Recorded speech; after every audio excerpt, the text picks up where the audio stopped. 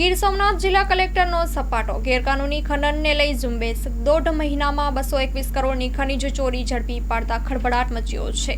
Story report by પરાગ સંતાણી, ગીર સોમનાથ।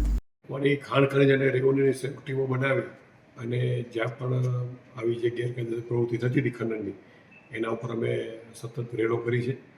કુલ 26 જગ્યાએ અમે આ રેડ કરી છે અને એમાં 221 કરોડ જેટલો અત્યારે ખનીજ ચોરી છે પકડાયેલ છે, જેની આગળની જે એની સુનાવણીની કાર્યવાહી છે અત્યારે મારી કક્ષાએ ચાલુમાં છે અને એમને પૂરતો હિયરિંગને કરી અને નિયમોસરનો દંડ કરવામાં આવશે। સાહેબ, ખાસ કરીને આ જે જમીન હતી સરકારી હતી, ગૌચરણ હતી, કઈ જમીન હતી?